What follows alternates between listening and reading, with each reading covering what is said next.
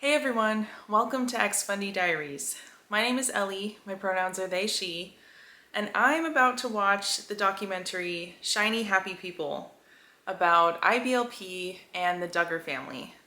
It came out yesterday. I haven't had a chance to see it yet because I've had to work. I actually just got off work. It's Saturday evening, and I'm so excited to watch this. A little nervous, but I just thought that I would share it with you all. I'm sure by the time that you're watching this, so many of you have already seen it. Hi Nova, join me. Come on. Good boy. Nova just joined me on the couch, my dog, so he's gonna be my little watching buddy. And I don't know how much of my reaction I will share, but we'll just see how this goes. So I'm gonna start episode 1, and it's called Meet the Duggars.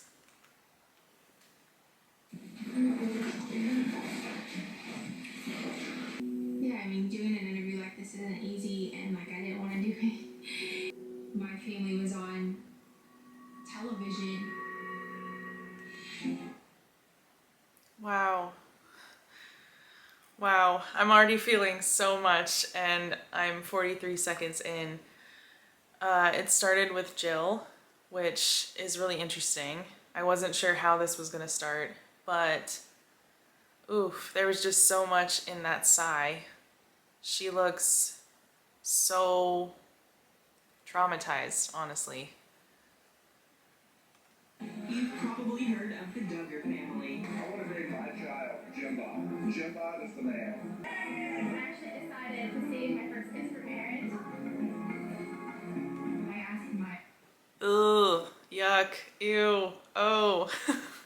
It's just so many triggering things all at once. Also, I think Shiny Happy People is such a great title, and there's just so much there.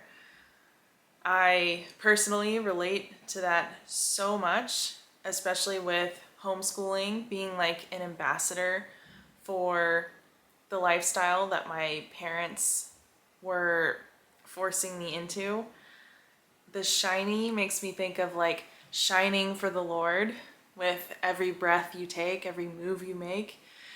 And the happy part, because you have to put on this persona and this facade that everything's great, everything's fine. Meanwhile, so much brainwashing and abuse is happening behind the scenes. Oof. Uncle, you don't believe in TV. Why are you on television? And he responded with, well, this is a ministry. 19... Ugh. Yes. My parents said shit like that as well. I think that's so interesting because I have made videos about how my parents made exceptions to their Christian fundamentalism, and this shows me that Jim Bob also made exceptions to his Christian fundamentalism. And that's why I just really feel like, yes, being a fundie looks different from family to family, from community/cult to community/cult, but it's so damn similar. And there's so much contradiction and just overall bullshit. 19 kids and counting. The whole world knows them for their hit show on TLC's 19 Kids and Counting. We were part of the Institute of Basic Life Principles from as early as I can remember. The leader of the Institute. He believed Christian families should have as many children as possible. It's what we've trained our children their whole lives to do good in the world. The show. That is so important, what Jim Bob just said. We've trained our children their whole lives to do good in the world. That sounds great if you just hear it like that. And anybody watching TV and coming across the Duggars would be like, oh yeah, wow, they're such a shiny, happy, wholesome family. They do good in the world. But the question is, what exactly does that mean? What is your definition of good? Because that makes a fucking big difference. Explodes and I'm getting riled up because though my family looked very different to the Duggars on the outside, there are so many threads and parallels, and we were absolutely IBLP adjacent. There were people in our Fundie homeschool community who were part of IBLP, and I went to at least one church that was very into IBLP. And yeah, it's just, I mean, I've shared before how I knew people who actually knew the Duggars.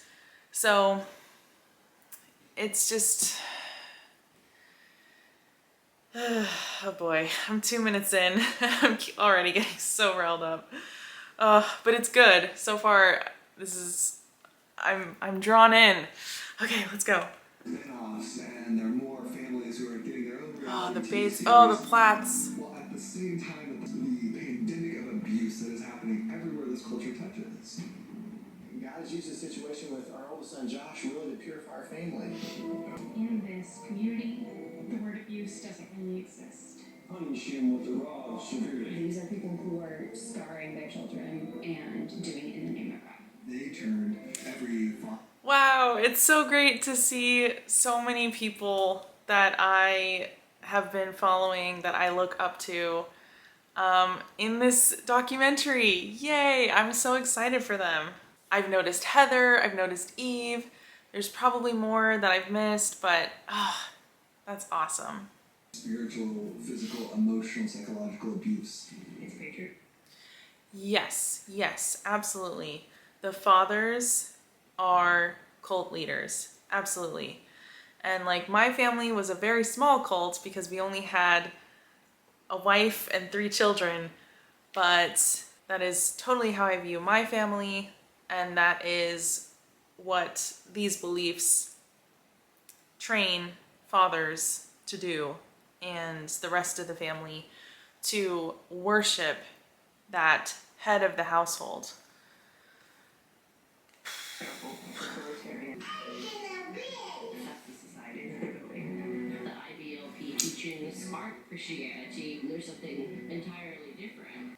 Okay, I'm sure someone has already talked about this, but I'm not sure who exactly that was who just said that, but someone said IBLP is not Christianity.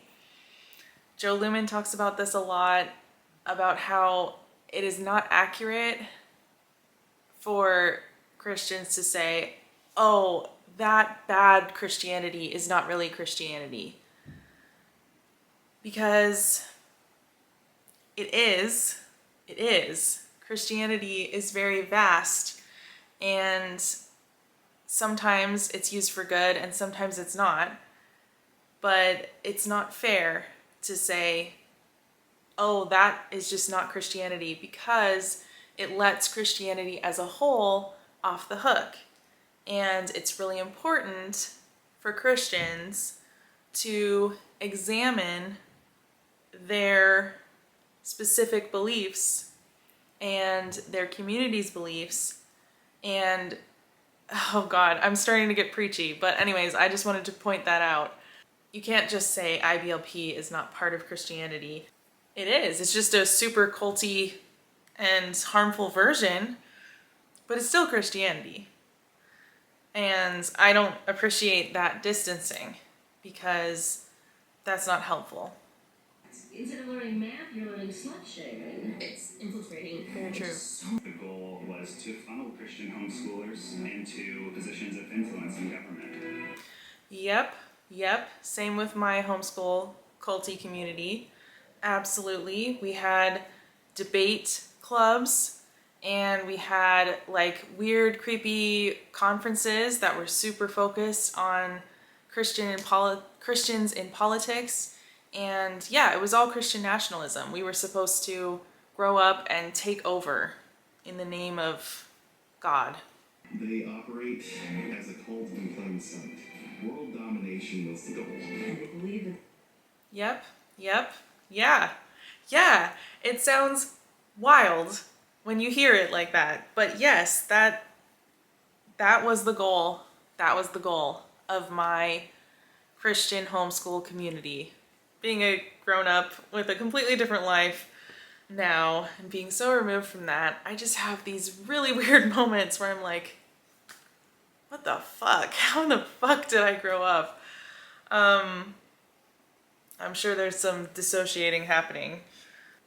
They're populating the army that will help us get there. The Duggars TV show was the engine for letting this thrive. There's so much more there. I didn't know what was going on behind the scenes.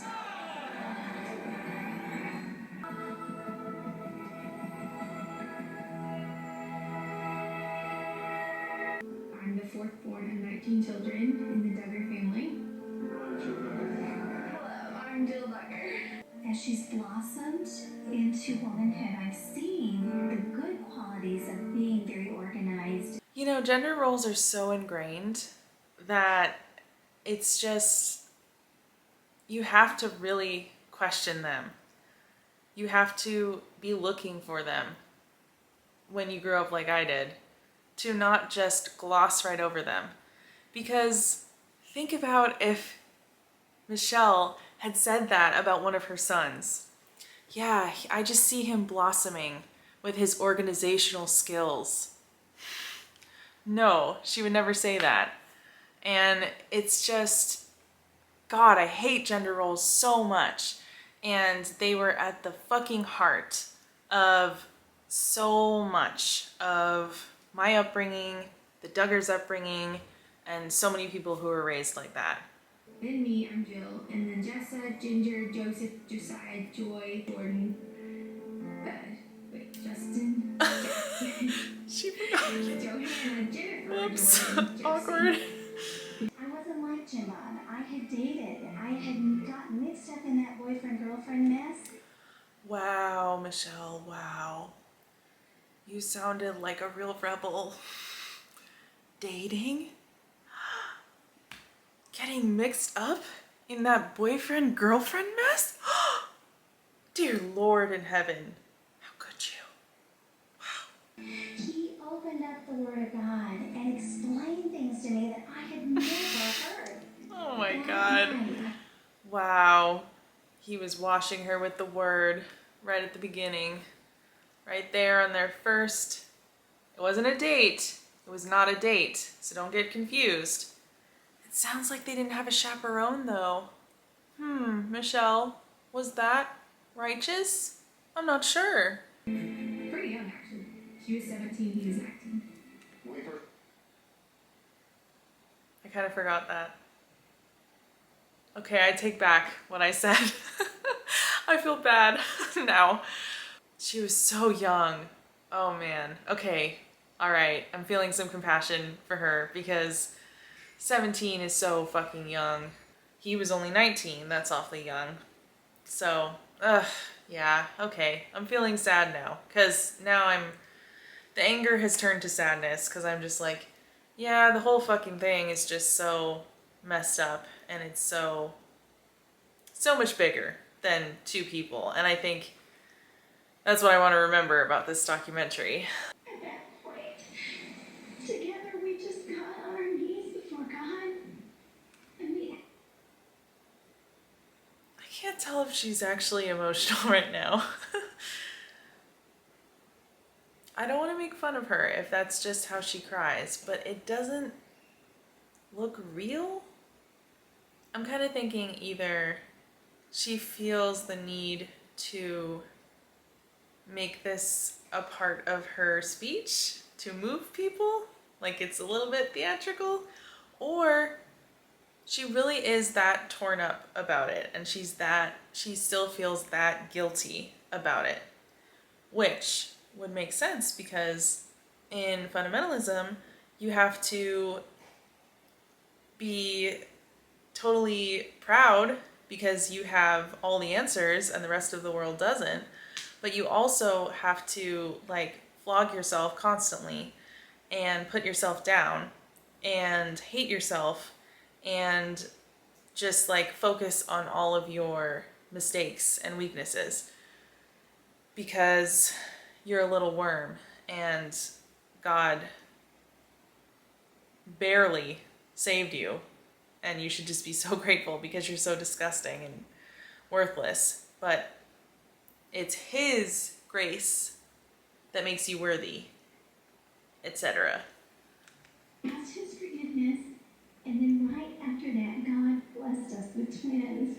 And then another one, and another one. Okay, she stopped crying really fast there. I don't know, Michelle. I don't know if those were real tears. I don't know. It's a little fishy. We gave that egg our life to God, and he just kept blessing us. Is that what you call it, Jim Bob? My parents believed you should have as many kids as you're capable of having until your body tells you to stop. That's what my parents believed as well. They just didn't practice what they actually believed. Which, thank God for that, honestly. Everyone asks me if I'm gonna have this many kids. That's a no. Amy isn't the same way as us, but we still like her. It is a constructed reality. You know, you have to get the angles right. You walk through a door 20 times. It's reality, but it's not. Wow, I'm just thinking of the parallels here of the way when you are a homeschooled Fundie kid, you are constantly performing. So much of your life is a performance. You are performing instant obedience, you are performing joy, you are performing devotion and like worship to both God and your parents. You're performing chastity and purity when you've got these dirty thoughts going on up in your head that you can't control. You're performing so much. And for the Duggar children, they also had to perform for this TV show. Constantly like switching up these angles and saying things over and over again for the cameras and being happy and smiley about it. I feel like it must have just fit right in with the rest of their worldview and the rest of their lifestyle. It must have been just a horrible but seamless extension of that. Ugh, that must have been so exhausting. Have you ever kissed a guy? Yes. Sorry, Michelle and Uncle Jim Bob. But I loved my cousins. No Rugrats allowed. They named their club Boycott, Boys Christian Outreach Team. It was either alcohol or pornography or something like that. And they were like, we're gonna boycott them. My dad, Ray God. Rice, was elected to. I'm Kristen Kobus-Dume. I'm a religious historian. Yes. Like Jim Bob Duggar, Christianity required action and an opportunity to make a lot of money. Ladies and gentlemen, meet the Duggars. That was a total of 14 kids and 2 sets of twins. Yes, number 15 is on the way. This is really surreal for me to watch this old first documentary about the Duggars because my parents were already so immersed in quiverful ideology because of their obsession with Above Rubies. So when they first sat down to watch this with me and my siblings, and they were so excited about this new family called the Duggars, they were already completely in alignment with their beliefs because Above Rubies was already a gigantic part of our life. This is so weird. This is so weird to think about. And I was 14. Well, we didn't know that. I didn't know that at the time. She was developed. She looked mature. Inside, I know she was that young. We all very young in our. Okay. And what did you do when you found out her age? Did I tell you we're related? No, she went on. So anyway, Jim Bob said we need some people there at the ice skating rink in the Jones Center. My name is Joshua Duggar. I may not be a household name, but you might have heard my family. Everyone was mesmerized by how you can have that many kids and have a clean house, have everything color-coded. The laundry itself is a story. Board Yeah, that's another way my family really differed from the Duggars. They were, if nothing else, they were very, very fucking organized. And that was not my household at all. We were chaos, they were order. My mom tried to be more like this. The kids were never allowed to argue. The mom and dad were peaceful. They never had fights. The Duggars also are performing gender in this way where the women do the cooking, women do the cleaning. Do you believe? Yes, yes. 1000% agree. Performing gender. Yes, yes, yes. Just add that to all the other things they're already performing. That you are reinforcing gender stereotypes by having your girls do the cooking and cleaning. I think there are some gender aspects you just can't get around. And that's not bad. I think that's a good thing. Oh, God. The women, girls are really like the engine, keeping it afloat, keeping it running. The women and girls are like an engine. Keeping it afloat, keeping it running. Whoa, what a good line. How true. Makes me think of that song, Labor.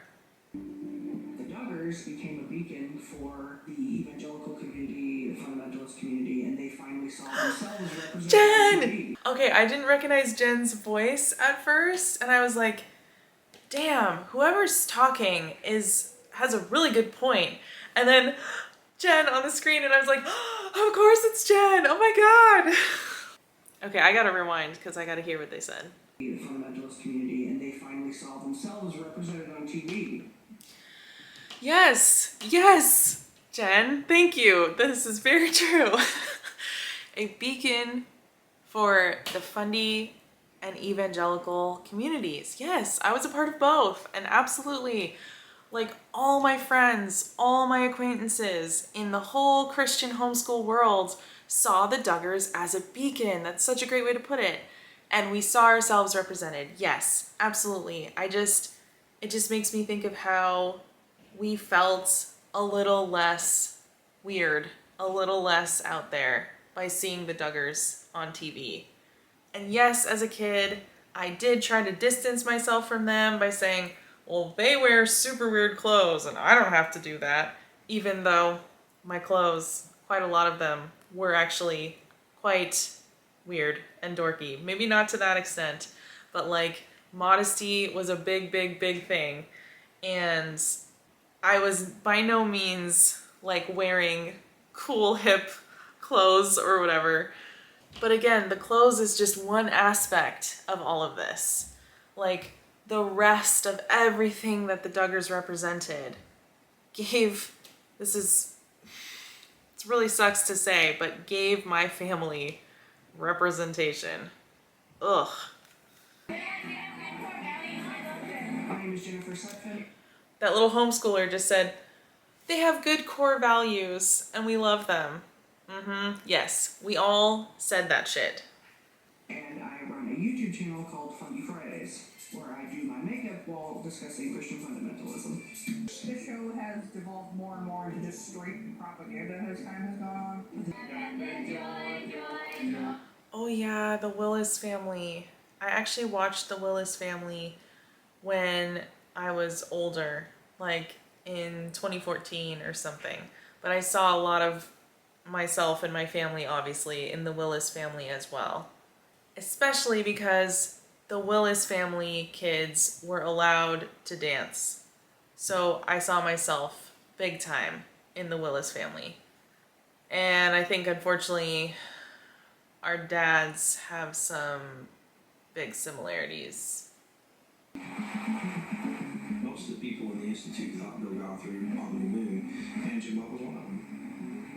So Jim Bob Duggar thought that Bill Gothard hung the moon, and my dad thought John Eldridge hung the moon. Different styles, same core messages. They teach the prosperity gospel, obey God, and God's going to bless you. People were getting this.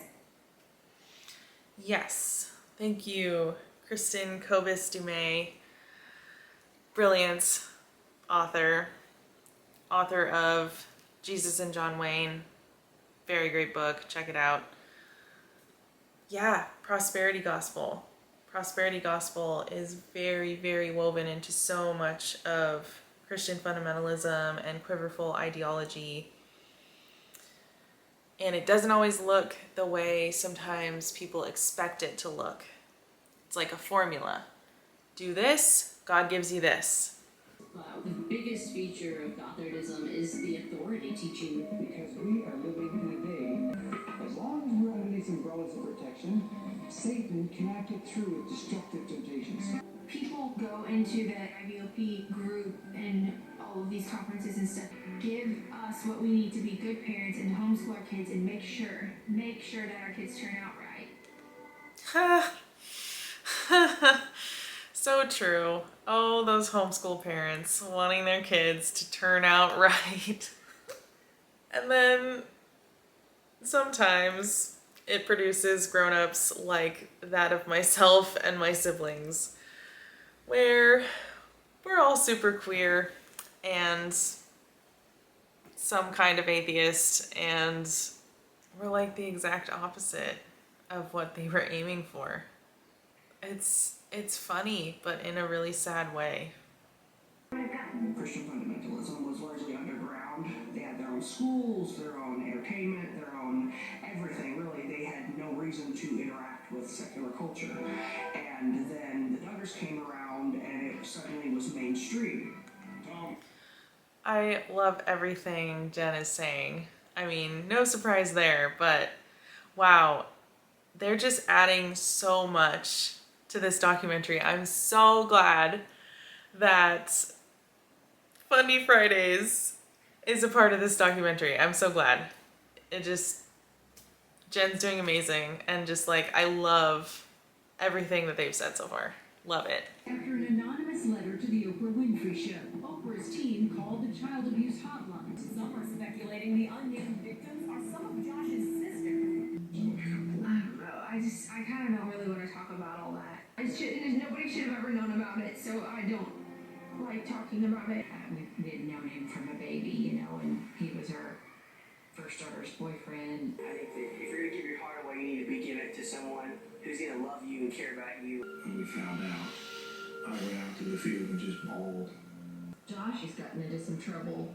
You know, he's touched his sisters inappropriately. Yeah, you said one time he molested his sisters, and Michelle said, "Don't you say that again." We found out about it when he was 15. Damn. So Jim Bob said the word molest, and Michelle said, "Don't you say that again." And this is one of the ways that white Christian women uphold patriarchy. She is protecting her son by sanitizing what he did to his own sisters. That was a really important part right there. I'm really glad that they have that in. This part is really heavy. We were going to have Josh confess to Kaylee once they were married. And so I asked him, I said, "So are you basically saying you to get him to behave the right way?" And he goes, "Well, yeah, kind of." Oh, wow. Gross. He brought him back, and he said he wanted him there for his birthday. It was right before Jim Bob's birthday. And they didn't write a report. They didn't do anything. This is much bigger than the Duggars. There are a lot of other people who are doing the same thing who haven't been caught. So much of the focus has been specifically on the Duggars and not on the Institute itself. The Institute raises little predators. Yes, I agree with that. IBLP does raise little predators. But it's not just IBLP. Purity culture, in general, encourages predatory behavior. People look at Josh Duggar and they see a monster. But monsters are created. Being a homeschool kid, like, you can spot him a mile away. Bill Gothard promised that So his true. homeschool. Bill Gothard taught that the creator of Cabbage Patch Dolls was a warlock. Oh yeah, we were taught that too in my homeschool communities, that Cabbage Patch Dolls were satanic. For real. Like, we weren't allowed to have Cabbage Patch Dolls because they were satanic or demonic or whatever the fuck.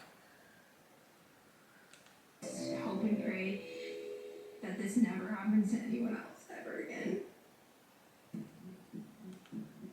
Oh. Oh man, okay. The episode is over. First thing I want to say is I just really feel for Jill. I can see how in distress she is in the interview, and I am grateful that Derek said you don't have to share anything you don't want to share. I thought that was a very supportive moment from him, and yeah, I just hate how this horrible thing that happened to her that has impacted her life so much, she just is having it follow her around still. You know, survivors of any kind of abuse should be free to share their own stories, our own stories. And it's so frustrating and so painful that she had that taken away from her. And the other thing I want to say is just, I'm feeling frustrated because like the documentary is focusing so heavily on IBLP specifically. And again, I know that it needs to be exposed, it needs to be talked about, it needs to be criticized and taken apart, but I just keep wanting them to zoom back even farther and just to focus on Christian fundamentalism and purity culture and these much bigger issues than just this one, to be fair, very influential and very powerful cult. But I just keep wanting them to open the conversation up even more. And I really appreciate the ways that Jen has been drawing our attention, us, the audience, to the bigger issues. I really appreciate the things that Jen has been saying that include Christian fundamentalism as a whole, evangelicalism as a whole, because I think that's really important, and I think it keeps the responsibility and the accountability where it needs to be on all of it, not just this one cult and this one cult leader and this one family. I know that's what the documentary is about, and I still am very, very interested to watch the rest. I'm so happy that this documentary is in the world. I think it's really good, really important, but I'm just saying, for me personally, as an ex-fundie watching this, I just am having those feelings come up of like wishing that there was a little bit more of an overarching view. There's 3 more episodes, I believe. I think it's 4 total. I'm definitely looking forward to watching the rest. I don't know if I'll film any more of my reaction, but I just wanted to share this first episode because this has been highly anticipated, and I just thought that it would be cathartic to share this, and I'm really looking forward to reading the comments that I know so many of you will share. Tell me what you think. Tell me what parts you were surprised by, that you felt validated by, that you felt invalidated by, perhaps. I want to hear it all. So anything you want to share, feel free to put it down in the comments. Thank you so much for watching, and I'll see you in the next video.